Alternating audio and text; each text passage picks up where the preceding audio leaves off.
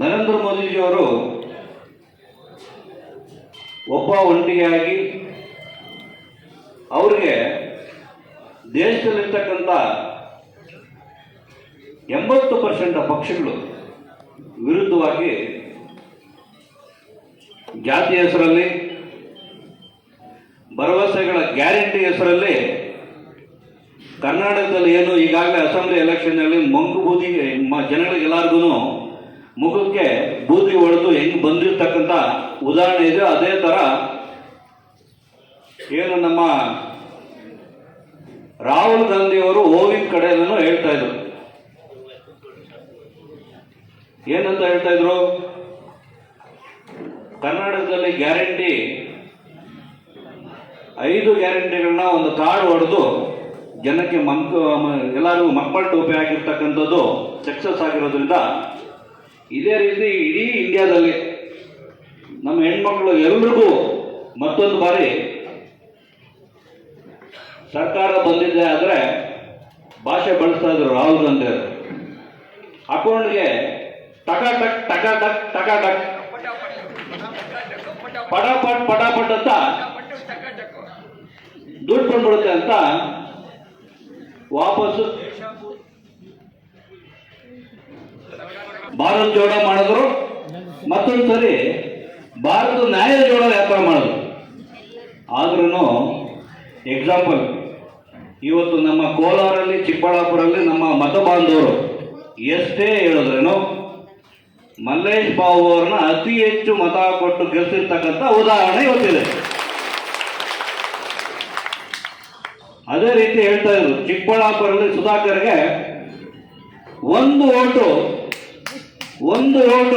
Majority ಬಂದ್ರೆ ರಾಜೀನಾಮೆ ಕೊಡ್ತೀನಿ ಅಂತ ಹೇಳ್ತಕ್ಕಂಥ ಸವಾಲಾಗ್ತದೆ. ಇವತ್ತು ಎಲ್ಲಾರ್ಗು ಪಾಠ ಕಲಿಸಿ ದೇಶದಲ್ಲಿರ್ತಕ್ಕಂಥ ಎಲ್ಲಾ ಪಕ್ಷಗಳು ವಿರೋಧ ಮಾಡಿ ಮೋದಿ ಅವರನ್ನ ಕಟ್ಟಾಕ್ಬೇಕಂತ ಮಾಡಿರ್ತಕ್ಕಂಥದ್ದು ಆಗಲ್ಲ ಅನ್ನೋದು ಇವತ್ತು ನಿದರ್ಶನ ಆಗೋಗಿದೆ. ನಮ್ಗೆ ಇವತ್ತು ತೀರ್ಮಾನ ಮಾಡಿದ್ವಿ. ನಮ್ಮ ಶಾಸಕರಾದಂಥ ರೇವಣ್ಣ ಹತ್ರ ಮಾತಾಡಿದೆ. ನಾವು ಇದನ್ನ ND ಕೂಡದಲ್ಲಿ ನಾವು ಗೆದ್ದಿದ್ದೀವಿ. ಚಿಕ್ಕಬಳ್ಳಾಪುರ, ಕೋಲಾರ ಕೂಡ ಗೆದ್ದಿದ್ದೀವಿ. ನಾವು ಇದನ್ನ ನಮ್ಮ ಸಂಭ್ರಮಾಚರಣೆ ನಮ್ಮ ಲೀಡರ್ಗಳ ಜೊತೆ, ನಮ್ಮ ಮತದಾರರ ಜೊತೆ ಹಂಚ್ಕೋಬೇಕು ಅಂತ ತೀರ್ಮಾನ ಮಾಡಿದ ದಿವಸ ಅವರು ಒಂದೇ ಒಂದ್ಸರಿ ಯೋಚನೆ ಮಾಡಿದ್ರೆ ಆಯ್ತು ಮಾಡೋಣ ಅಂತ ಒಪ್ಕೊಂಡ್ರು.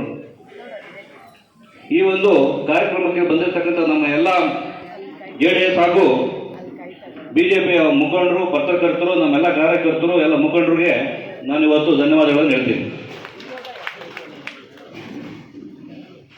ಈ ಕಾರ್ಯಕ್ರಮ ತುರ್ತಾಗಿ ಮುಗಿಸ್ಬೇಕು. ಕಾರಣ ಏನಂತ ಹೇಳಿದ್ರೆ, ಇದು ಮುಗಿಸ್ಕೊಂಡು ಇವತ್ತು ನಮ್ಮ ಶಿಡ್ಲಘಟ್ಟದಲ್ಲಿ ನಮ್ಮ ದೇವರ ಹೆಸರಲ್ಲಿ, ಶ್ರೀರಾಮನ ಹೆಸರಲ್ಲಿ ಇವತ್ತೊಂದು ಯಾತ್ರೆ ಮಾಡಬೇಕು ಅಂತೇಳಿ ಎಲ್ಲ ಹಮ್ಮಿಕೊಂಡಿದ್ದಾರೆ.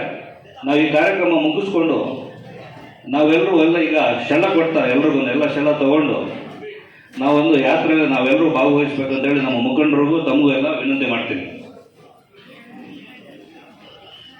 ಈ ಬಾರಿ ಏನು ನಮ್ಮ JDS ಅಲ್ಲಿ 2 ಸೀಟ್ ಬಂದಿರೋದ್ರಿಂದ ಕುಮಾರಣ್ಣವರು ಅತಿ ಹೆಚ್ಚು ಕರ್ನಾಟಕದಲ್ಲಿ ಅತಿ ಹೆಚ್ಚು ಬಹುಮತದಲ್ಲಿ ಗೆದ್ದಿದ್ದಾರೆ. ಅವರಿಗೆ ಇವತ್ತು ಮೋದಿಯವರ ಸಂಪುಟದಲ್ಲಿ ಇವತ್ತು ಅವರು ಪ್ರಮಾಣ ವಚನ ಕೂಡ ತಗೊಳ್ತಾ ಇರಬೇಕಂತ ಮಾಹಿತಿ ಬಂದಿದೆ. ಕುಮಾರಣ್ಣವರು ಇಲ್ಲಿ ಸರ್ಕಾರದಲ್ಲಿ ಏನು ಸಿದ್ದರಾಮಯ್ಯ, DK ಶಿವಕುಮಾರ್ ಏನಿದ್ದಾರೆ ಅವರಿಗಿನ್ನ 4 ಪಟ್ಟು ಈಗ ಎತ್ತರಕ್ಕೆ ಬೆಳೆದೋದ್ರಿ.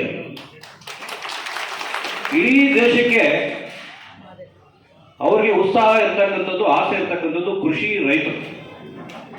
ಆ ಖಾತೆ ಏನಾದರೂ ಅವ್ರು ಕೊಟ್ಬಿಟ್ರೆ ನಮ್ಮಲ್ಲಿ ಏನಾದರೂ ಇರ್ತಕ್ಕಂಥ ಈ ಕೋಲಾರ, ಚಿಕ್ಕಬಳ್ಳಾಪುರ, ಬಯಲುಸೀಮೆ ಪ್ರಾಬ್ಲಮ್ ಏನೆಲ್ಲ ಹೇಳೋದು, ಈಗ ರವಣ್ಣರು ಇಷ್ಟೊತ್ತು ಹೇಳೋದು ಏನೆಲ್ಲ ಸಮಸ್ಯೆಗಳಿದೆ, ಆ ಸಮಸ್ಯೆಗಳಿಗೆಲ್ಲ CM ಆದ್ರೂ ಮಾಡೋಕ್ಕಾಗಲ್ಲ ಅಂತ ಕೆಲಸ ಮಾಡ್ತಕ್ಕಂಥ ಯೋಜನೆ ಕೆಲಸ ಮಾಡೋದಕ್ಕೆ ನಾವು ಅವರು ಎಲ್ಲ ಹೋಗಿ ಒಟ್ಟೋಗಿ ಅವ್ರ ಹತ್ರ ಕೂತು ಕೆಲಸ ಮಾಡ್ಕೊಂಡು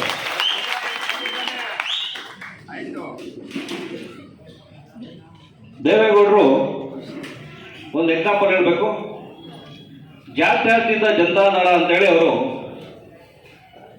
ಎಲ್ಲ ಜನತೆಗಳನ್ನ ಜಾತಿ ಯಾವ ಜಾತಿ ಅಂತ ಈ ಜಾತಿ ಯಾವ ಜಾತಿ ಹೇಳಿದೆ ಅವರು ಇವತ್ತು ಜಾತ್ಯತೀತ ಜನತಾದಳ ಪಕ್ಷ ಕಟ್ಟಿದ್ರು ಕೂಡ ನಮ್ಮಲ್ಲಿರ್ತಕ್ಕಂಥ ವಿರೋಧ ಪಕ್ಷಗಳು ATM ಅನ್ನೋ ಅನ್ನೋದು, ಬಿ ಟೀಮ್ ಅನ್ನೋದು, ಜಾತಿ ಅನ್ನೋದು, ಅವರು ಮುಸ್ಲಿಂ ಅನ್ನೋದು, ಹಿಂದೂ ಅನ್ನೋದು, ದಲಿತ ಅನ್ನೋದು, ಸಂವಿಧಾನ ಅನ್ನೋದು, ಏನಕ್ಕೆ ಇದೆಲ್ಲ ಹೇಳ್ತಾರೆ ಅಂತ ಹೇಳಿದ್ರೆ ಅವ್ರ ಬೇಳೆ ಬೇಯಿಸ್ಕೊಳ್ಳೋಕೆ ಮಾತ್ರ. ದೇವೇಗೌಡರು ತೀರ್ಮಾನ ಮಾಡಿದ್ರು. ಅವ್ರು ಇರ್ತಕ್ಕಂಥ ಅರಿವು ರಾಜಕಾರಣದಲ್ಲಿ ನಮ್ಮ ಕರ್ನಾಟಕದಲ್ಲಿ ಇವತ್ತು ಯಾರಿಗೂ ಇಲ್ಲದೆ ಇರ್ತಕ್ಕಂಥದ್ದು ಗೊತ್ತಿರ್ತಕ್ಕಂಥ ವಿಷಯ. ಅವರೇ ತೀರ್ಮಾನ ಮಾಡಿ ಪ್ರಧಾನಮಂತ್ರಿಗಳಾಗಿದ್ದ ನರೇಂದ್ರ ಮೋದಿಯವರು ಸತತವಾಗಿ 3 ಬಾರಿ ಮುಖ್ಯಮಂತ್ರಿಗಳಾಗಿ, ಅದ್ರ ಜೊತೆಗೆ ಈಗ 3ನೇ ಬಾರಿ ಪ್ರಧಾನಮಂತ್ರಿ ಆಗಿದ್ದಾರೆ. ಯಾರಾದರೂ ಇದ್ರೆ ಪ್ರಧಾನಮಂತ್ರಿ ನರೇಂದ್ರ ಮೋದಿ ಒಬ್ಬರೇ ಅಂತ ಹೇಳೋದಕ್ಕೆ ಇಷ್ಟಪಡ್ತೀನಿ. ಅವರು ಮೆಚ್ಚಿಕೊಂಡು ಪಕ್ಷನ NDA ಜೊತೆಗೆ ಸೇರಿ ಇವತ್ತು ಇಡೀ ಕರ್ನಾಟಕದಲ್ಲಿ ಕೂಡ ದೇವೇಗೌಡರು ಕುಮಾರಣ್ಣ ಕೈ ಜೋಡಿಸಿದ್ದಕ್ಕೆ ಇವತ್ತು ಈ ಕಾಂಗ್ರೆಸ್ನ ಕಟ್ಟಾಕಿ ಒಟ್ಟಾಗಿ ಇವತ್ತು ಒಂದು 19 ಸೀಟ್ ಬರೋದ್ರಿಂದ ಕಾರಣ ಆಗಿರ್ತಕ್ಕಂಥದ್ದು.